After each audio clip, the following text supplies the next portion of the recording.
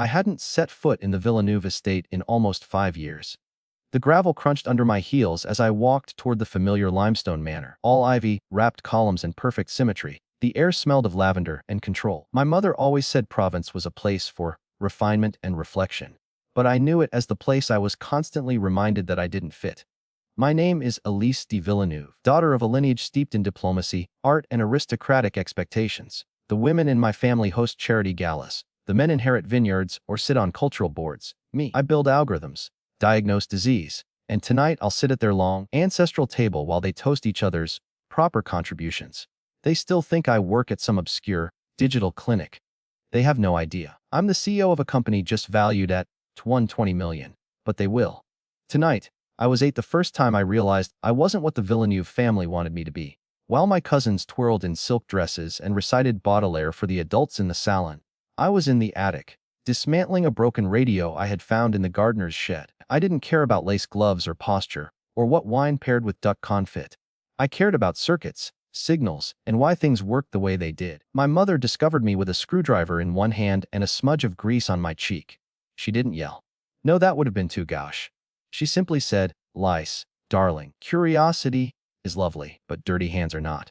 Then she gave me a book of piano etudes and told me to express myself more appropriately. That was the beginning. By 12, I was teaching myself Python in secret after school, coding rudimentary pattern recognition models on a clunky secondhand laptop I'd bought with tutoring money. My father thought I was sketching. My mother assumed I was journaling. They never asked. My cousins were winning equestrian medals and debuting at summer balls. I was watching TED Talks about neural networks and building a primitive chatbot that could simulate empathy. No one clapped for that at the villa. Only one person ever truly noticed. My grandmother, Dith de Villeneuve, the last matriarch with a spine. She had once been a microbiologist in post-war France before marrying into the family and exchanging her lab coat for pearls. But her eyes never lost their sharpness, nor did her mind. She was the first to call my projects work, not hobbies. The first to ask questions and wait for the answers. The only one who saw me, not the version of me they preferred. But then, dementia crept in. It started small, forgetting the name of her favorite book, asking the time twice in 5 minutes. They brushed it off as aging. I knew better. I watched it swallow her, piece by piece. And when her speech started to unravel and her sense of time fractured, I became obsessed. What if we could have caught it earlier? What if she had something, that noticed before we did? That's when the idea began to form. Not just an app, not a tracker, a system, a sentinel, something that could monitor behavior, speech patterns, and subtle shifts in routine, and flag early signs of cognitive decline. Something discreet, secure, and empowering. But at 13, all I could do was learn and build and grieve. She died when I was 15. At the funeral, my mother gave a tearful speech about legacy and grace and tradition. No one mentioned her doctorate. No one mentioned her research. I stood in the back, clutching the prototype I had built to track speech cadence. Useless now, but sacred to me. After that, I stopped showing them what I built. I stopped trying to be understood. By the time I was accepted into ETH Zurich for data and health systems, they congratulated me with champagne and confusion. My mother asked, "Will you still be able to marry well with such a technical degree?" I laughed, not because it was funny, but because I'd finally stopped hoping they'd change. My 20s were a blur of labs, sleepless nights, and questions no one in my family wanted to hear. Why do we notice physical symptoms before cognitive ones? Why are diagnostics reactive instead of predictive? I didn't have the answers, but I had the obsession. And eventually, I had a plan. By 29, I had moved back to Paris quietly. By 30, I had founded Neurovia, a health tech startup focused on AI-powered early detection of neurodegenerative disorders. By 32, we had completed 2 pilot programs with public hospitals. And now, as of this week, our pre-Series B valuation had crossed $120 million. My family didn't know. They still thought I was working at a research facility somewhere in the 15th arrondissement. They still introduced me as the quiet one with computers. They didn't know I'd spent the last decade building something they never asked about. And honestly, for a long time I preferred it that way. I founded Neurovia in the quietest way possible. Out of a 1-room flat in Montreal with peeling walls, bad plumbing, and a desk I assembled from mismatched IKEA parts, I was working at a data lab part-time, analyzing speech degradation patterns in elderly patients. Most of my colleagues were hunting for academic grants. I was building a machine learning model on nights and weekends, one that could, with enough nuance, distinguish between a bad day and the early tremors of something irreversible. The first prototype was clunky. It flagged too much, or too little. It spoke in awkward code. But it noticed, and that was enough. I used every euro I had saved, scholarship money, stipends, freelance work, to file a patent. No one in my family knew. They would have called it impulsive, or worse, unbecoming. I hired my first developer with borrowed furniture and promises of equity. I coded. I pitched. I cried into Raymond at 3 a.m. And then, Sophie arrived. I met her in the neurology ward of H. Pepital Pity, Salptriri. She was reviewing intake reports for dementia patients. Brisk, efficient, and a little intimidating. But when I pitched my system, her eyes didn't glaze over like most medical professionals. She asked for a demo. Then she stayed after her shift to run tests with me. "What you're building," she said, arms crossed, "could have given my father 6 more months. Maybe more. I want in." She became my first real teammate. Not just an assistant, though that was her title on paper. Sophie was a former military medic, fluent in 4 languages, and emotionally fluent in ways I wasn't. She understood the human cost of what we were tackling. We couldn't afford salaries at first. Just long hours, hope, and instant coffee. We worked out of co-working spaces and cafes. When one hospital director told us our idea was interesting but unrealistic, Sophie replied, "So was heart surgery in the 1800s. Then she handed him the pilot data. We were invited back a week later.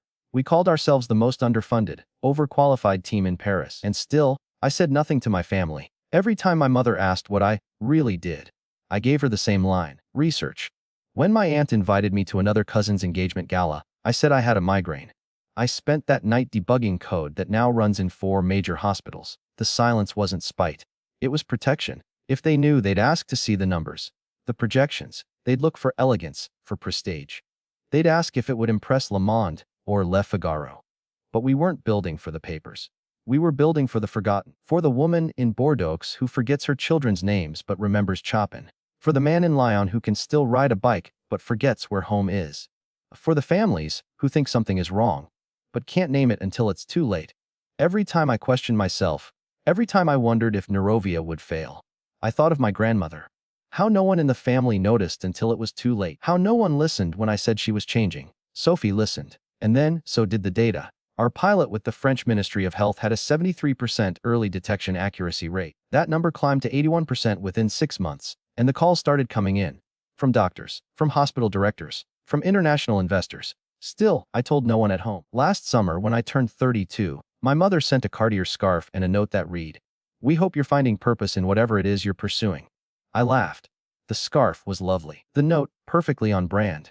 That same week, SoftBank's Paris office requested a private pitch. They flew in a delegation. We presented under fluorescent lights in a borrowed office. Sophie wore her best blazer, and I wore the same heels I defended my master's thesis in. We didn't smile until we'd finished. At the end, the lead partner said, "You're not building a product. You're rewriting how early medicine works." I knew then this wasn't just working. It was about to change everything. Last week, their offer came through, 30 million pre-Series B at a valuation of 120 million. Final paperwork pending. Sophie cried. I didn't. I felt still, quiet. It wasn't joy. It was arrival. The girl who wasn't welcome at the family dinner table was now being invited to keynote a global health summit in Geneva. In a family obsessed with legacy, I'd created one in silence, and now the silence was ending. The dining room at Chateau Villeneuve hadn't changed in decades. Long table, sterling cutlery, gilded frames of ancestors glaring down from every angle. The family crest is still carved into the backs of every chair. Fortitudo, Gratia, et Ace Ritage. Strength, grace, and heritage. 3 things they believed I lacked. My entrance was announced, of course. The butler, yes, they still had one, called out, "Mademoiselle Elise de Villeneuve," as if I were arriving at a royal court instead of a roast duck dinner. Heads turned. Smiles were painted on. My mother's was the most convincing. "Elise," she said, standing up and kissing both my cheeks lightly, her perfume a practiced weapon. "You look practical." "Thank you," I replied, noting how her eyes slid immediately to the label of my coat. Not channel. Not approved. My cousin Jean, Luck greeted me with the warmth of a tax auditor. "Still working in the tech sphere, I hear," he said, swirling his wine. "Fascinating. So many opportunities for automation these days." I nodded politely. "Indeed, even for legal processes." He didn't catch the jab. He never did. Isabelle, his sister, offered a gentle, pitying smile. "We saw a documentary on digital medicine last week. Very futuristic. Do you work on something like that?" I opened my mouth, but my mother stepped in. "Elise is still with her clinic, isn't she, dear? Doing commendable behind-the-scenes work." I closed my mouth. There it was. The same choreography I'd danced since I was 16. Speak softly. Don't correct. Smile politely. I did all 3. We sat. The seating plan was familiar, down to the napkin folds. My grandfather at the head. Jean-Luc is at his right. Isabelle next to their father, who managed vineyards no one drank from anymore. My mother sat opposite me. I was between a fern and an empty chair. Symbolism so on. The nose I nearly laughed. Dinner began with the usual performance, champagne toasts, modest updates on real estate investments, Isabelle's new exhibition in Vienna, and Jean-Luc's recent speech at the European Bar Association. No one asked me about work. No one ever did. Then, the moment arrived. My grandfather, ever the general, tapped his spoon against his glass. Now that we're all here, he began, voice clear despite his 84 years, would like to discuss the family legacy moving forward. There was a brief hush. I sipped my wine. After much consideration, he continued, and in consultation with your parents. He nodded to mine. We've decided on certain reallocations. That word again. Reallocations. So elegant. So brutal. Jean-Luc will assume trusteeship of the Villeneuve estate and holdings. Isabelle will receive curatorial authority over the family's art collections, as well as funding for the expansion of her foundation. There was clapping. I did not clap. And Elise, he said, turning toward me with that diplomatic smile, your parents felt it best that you focus on your own independent pursuits. I blinked, meaning. My mother answered, you've chosen a non-traditional path, dear, and we support that. But it wouldn't be appropriate to tie family resources to ventures we don't fully understand. I set my fork down. Slowly. You mean to say I've been cut off? My father, silent until now, finally cleared his throat. Not cut off, Elise. Encouraged to stand on your own merit, as you always have. I looked around the table. No one flinched. No one protested. Even my grandfather, who used to sneak me books on logic puzzles when I was 10, looked proud of this decision. I see, I said, the burn behind my eyes sharp but contained. Your talents lay elsewhere. My mother added helpfully. But you must understand, the Villeneuve name comes with responsibilities, visibility, refinement, and I lack all three. They didn't deny it. I let the silence stretch. I wanted them to sit in it, in the void between what they expected and what I'd become.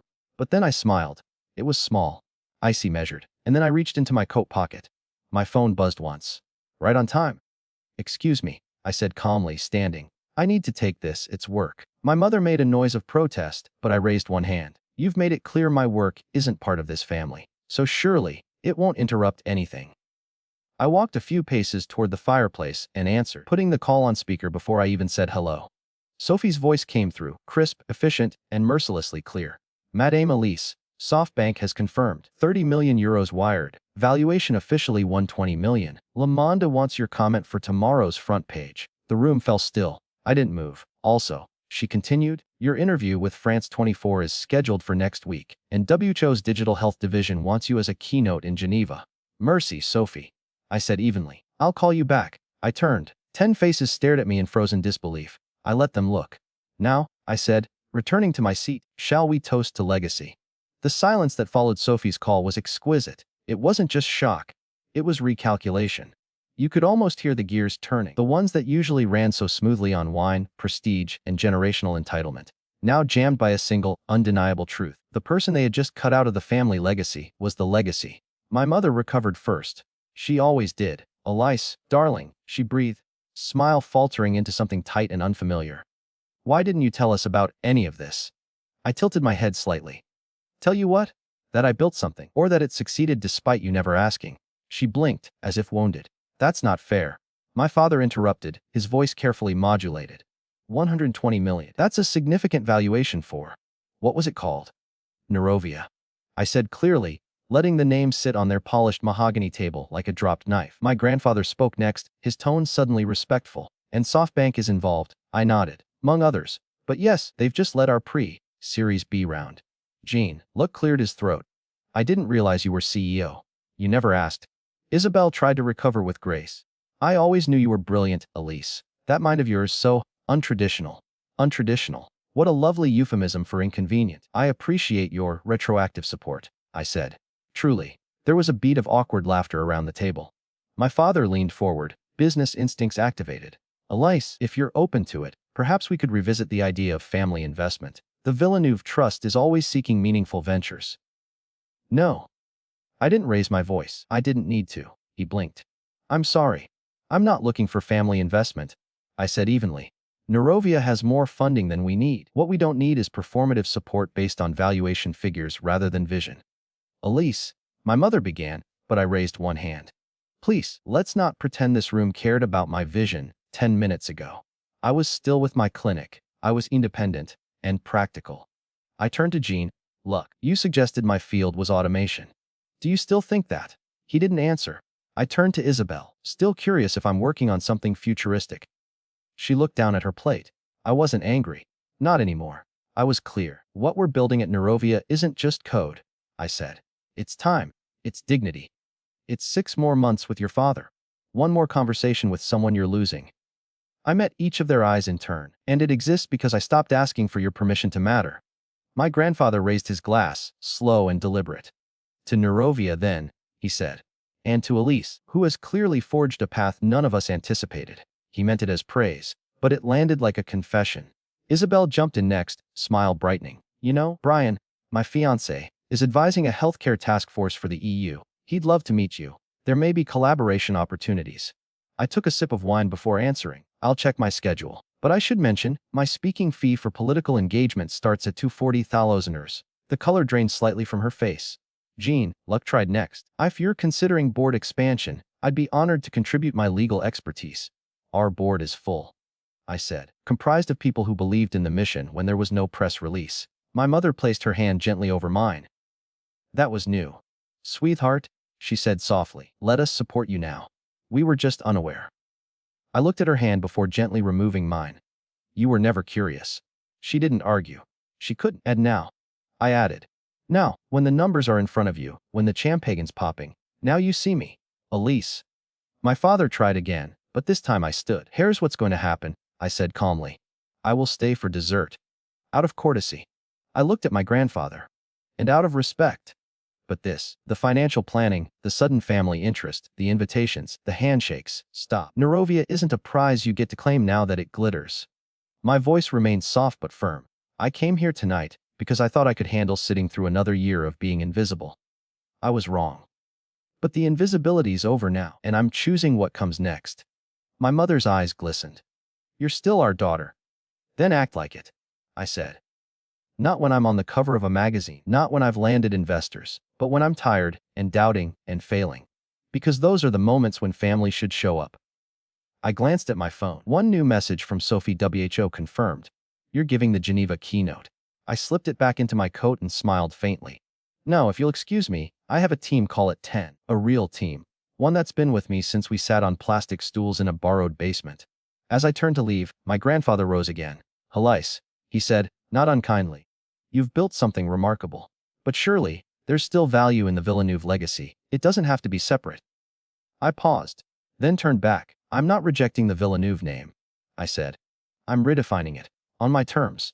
And with that, I walked out of the room, leaving the finest wines, the finest silverware, and the family that once deemed me unworthy of all three. I didn't speak to anyone in my family for 2 weeks after the dinner. No angry texts, no guilt-laced emails, just silence. Oh, and for once, it wasn't lonely. It was peaceful. In that space, I could hear myself think again, and what I heard wasn't rage or bitterness. It was clarity. They hadn't broken me. They'd never had the tools to begin with. Sophie and I threw ourselves into the next sprint. The Geneva keynote was approaching, the WHO wanted integration demos, and the health ministry requested a roadmap for national implementation. I barely slept. But this time the exhaustion felt clean. Earned. Then, one quiet morning at the office, she walked in holding a letter. From your grandfather, Sophie said, handing it over. Couriered. Wax seal and all. I didn't open it right away. Instead, I looked around at the office we'd built. 40 employees now. 2 floors. A quiet hum of code, research, and belief. It wasn't just a company. It was a counterargument to every time someone had said, you're not enough. To every look that had meant, you don't belong. When I finally read the letter, it wasn't dramatic. It simply said, you've carried the Villeneuve name with more honor than any title I could have bestowed. I was wrong. Henry. It wasn't an apology. But it didn't need to be. It was the closest thing he knew how to write. I set firmer boundaries after that. My mother called, wanting me to appear at a charity gala. I declined, politely but firmly. Isabel emailed asking if Neurovia would sponsor her upcoming art residency. I didn't respond. John Luck suggested a joint-up, ed about, modern legacy, building, delete. I wasn't angry, just done. The only person I kept close was my grandfather. He sent me a book 1 week later, The Physiology of Memory, first edition French. Inside was a note. Your grandmother would have been proud. Not because of the funding, but because you never stopped paying attention. That note stayed on my desk for months. Then came the idea I couldn't shake. What if I made it easier for other girls like me? The ones who sat alone at family dinners, drawing circuits on napkins, dreaming in code, and being told it was unladylike. So I found something new, the ADITH initiative, a mentorship and funding program for young women in neurotech. Named not for my company, not for my family, but for the woman who saw me before anyone else did. We launched the program in Marseille first. 12 girls, 1 lab, endless possibility. At the opening ceremony, one of the students, Amira, came up to me after my speech. She was 16, eyes blazing with the same mix of defiance and fear I knew intimately. "My uncle says computers aren't for girls," she said. "That I should be a teacher or a mother." I smiled. "You can be both, or neither. But whatever you choose, it has to be yours." She looked at me and asked, dead serious, "Do they ever change? The people who say those things?" I paused. "Sometimes," I said. "But that's not the point. You change. You grow strong enough that their opinion stops being the center of your world." She nodded slowly. "I want to build something that matters." "You already are," I said. Later that week, my grandfather called. He asked to visit the Neurovia offices, just once. When he arrived, he wore the same navy wool coat he always had, stiff posture, cufflinks. But his eyes were softer than I'd ever seen. I showed him the team, the patient interface, and the lab simulations. He listened, really listened. "This isn't medicine," he murmured. "It's memory. You're preserving the future." And I realized maybe that was his way of saying, "I'm proud." So I said thank you.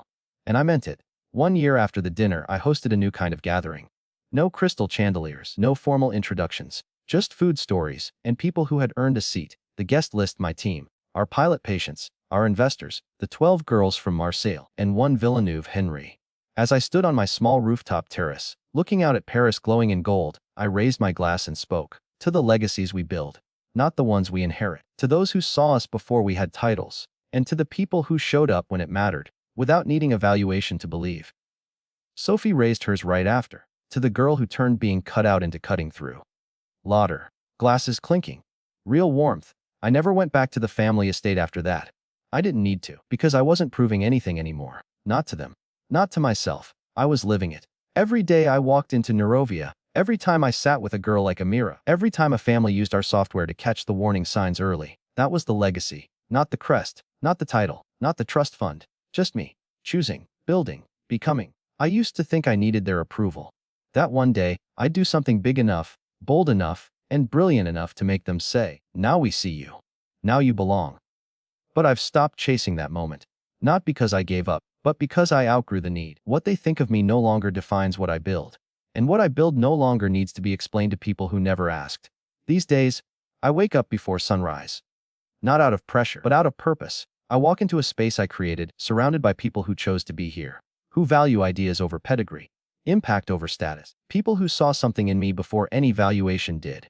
And sometimes, in the quiet of early morning, before the meetings, the pitches, the deadlines, I think of her. My grandmother, as she once told me, legacy isn't what you inherit. It's what you make possible for others. Now I understand. This isn't about being a Villeneuve. It's about being Elise, the girl they almost forgot, the woman they'll never overlook again. Because sometimes, being cut off doesn't diminish you. It frees you to define your own name, to design your own place, to decide who gets a seat at your table. And if no one ever says, "We're proud of you," that's fine. Because I am. And that, finally, is enough.